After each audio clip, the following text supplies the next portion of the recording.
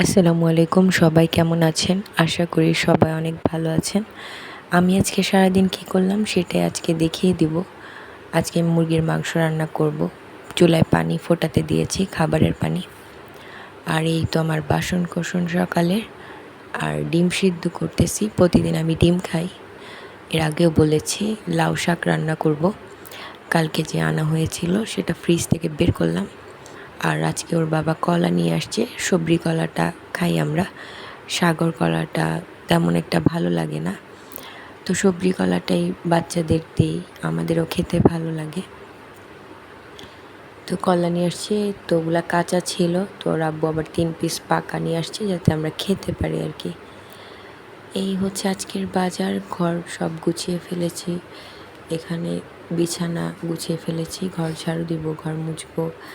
এই ঘরও গোছানো হয়ে গেছে, কাপড় ধুয়ে নিয়েছি, বারান্দায় শুকোতে দিয়েছি। গ্রিলে এভাবে দিই আমি, তাহলে রোদটা কম লাগে। আর আমার পর্দা তো অনেক পাতলা, যার কারণে রোদের তাপটা বেশি লাগে। আর এটা হচ্ছে মুরগির মাংস ধুয়ে নিয়েছি, পেঁয়াজ, মরিচ, তেল, মুরগির মাংসের সব মশলা এখানে রেডি করে নিয়েছি।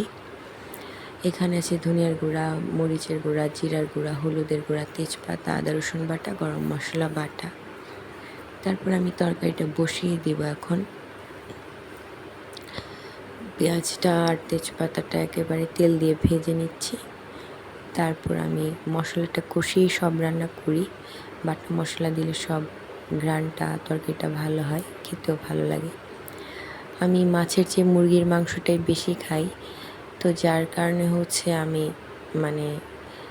মাছটা তেমন একটা পছন্দ করি না, আমরা কমই খাই। তো এই জন্য মুরগির মাংসটাই বেশি খাওয়া হয় আর কি। তারপর মশলা কষানোর পর পরিমাণ মতো পানি দিয়ে ঢেকে দিব কিছুক্ষণের জন্য। তারপর হচ্ছে মশলা মনে হয় বেশি হয়ে গিয়েছে, বেশি ঝাল হলে ইব্রাহিম আবার খেতে পারে না। তারপর হচ্ছে অর্ধেক হয়ে আসছে, তারপর আমি আনা মরিচি দিব, কারণ তরকারি কালার দেখে বোঝা যাচ্ছে ভালোই ঝাল হয়েছে।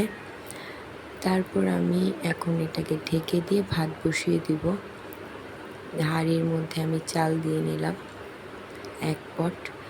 তারপর এই যে লাউ শাকগুলো কাটবো ভাত বসিয়ে দেওয়ার পর।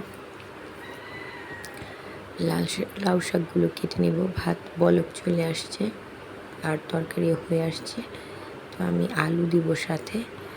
লাউ শাকের সাথে আলু দিলে খুব ভালো লাগে। লাউ শাক কেটে নিয়েছি, তারপর ধুয়ে সুন্দর করে সিদ্ধ করে তারপর হচ্ছে আমি এটাকে রান্না করে নিব। দেখুন কত সুন্দর হয়েছে। আজকের এই পর্যন্তই। সবাই ভালো থাকবেন। আল্লাহ হাফেজ।